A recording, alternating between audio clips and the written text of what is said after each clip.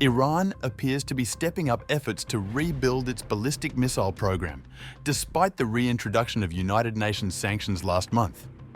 These sanctions specifically prohibit arms sales to Iran and any activity related to ballistic missiles capable of delivering nuclear weapons.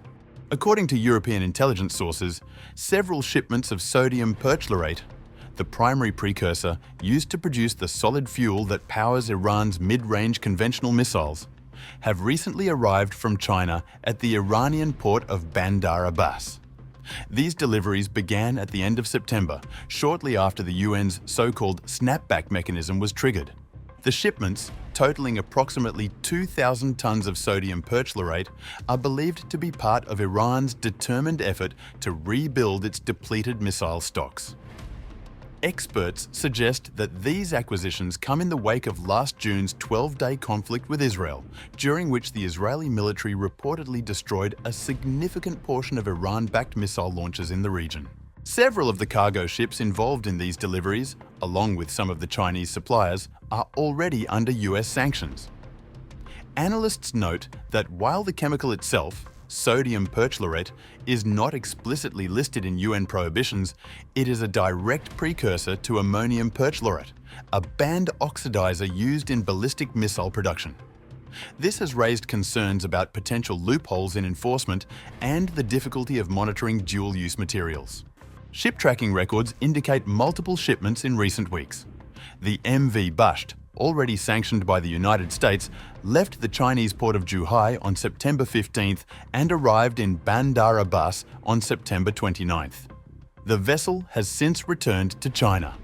Following a similar route, the Barzan departed from Gaolan on October 2nd, reaching Bandar Abbas on October 16th before returning to China on October 21st.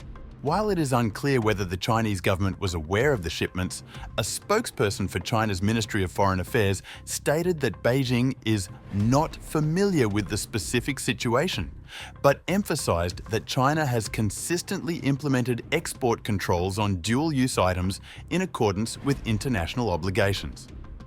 The spokesperson also reiterated China's commitment to resolving the Iranian nuclear issue through political and diplomatic means, while criticizing the UN snapback as unconstructive. The situation raises broader questions about the effectiveness of international sanctions and the challenges of preventing missile proliferation. Even with restrictions in place, dual-use chemicals like sodium perchlorate can slip through legal grey areas, allowing states like Iran to continue critical weapons programs under the radar. As Tehran continues its rebuilding program, intelligence agencies and policymakers around the world are closely tracking shipments, stockpiles, and production sites. The next few months will be critical in determining whether Iran can fully restore its missile capacity and how neighboring countries, including Israel, will respond to this resurgence. This evolving situation highlights the ongoing complexity of non-proliferation efforts, the challenges posed by sanctions enforcement, and the delicate balance between diplomacy and security in one of the world's most volatile regions.